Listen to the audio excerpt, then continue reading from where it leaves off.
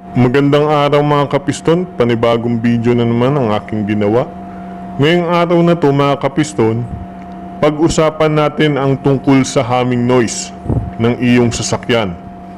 Ano ba yung tinatawag na humming noise? Kapag nagmamaneho ka sa highway at mabilis ang takbo ng iyong sasakyan, may naririnig kang ugong. Yun ang tinatawag na humming noise.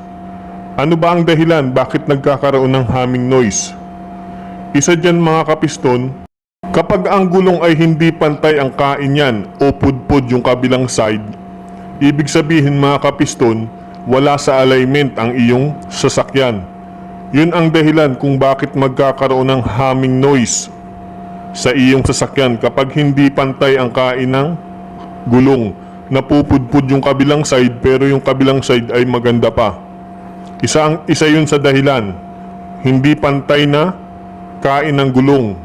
Pangalawa mga kapiston, yung tinatawag na wheel bearing. Kapag sira ang wheel bearing ng iyong sasakyan mga kapiston, yan ang dahilan kung bakit nagkakaroon ng humming o ugong sa iyong sasakyan tuwing nagmamaneho ka sa highway. Kapag meron ng play ang wheel bearing mga kapiston, dyan yan nagkakaroon ng ingay.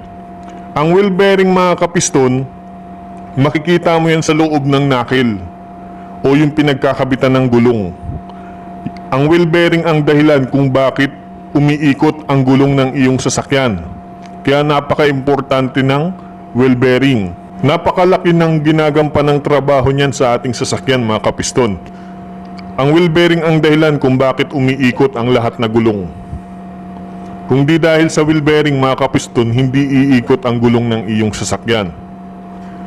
Kapag sira ang wheel bearing mga kapiston, hindi natin magagawa yan.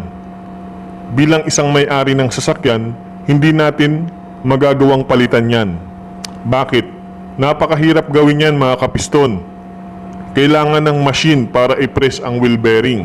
Kapag sira ang wheel bearing ng ating sasakyan, mas mabuting dalhin mo yan sa talyer, sa kasa, o sa pinagkakatiwalaan mong shop. Kasi bilang may-ari ng sasakyan, hindi natin magagawa yan mga kapiston kasi napakahirap palitan ng wheel bearing. Kailangan niyang i-press. Meron niyang machine. Ipipress yan para matanggal yung wheel bearing.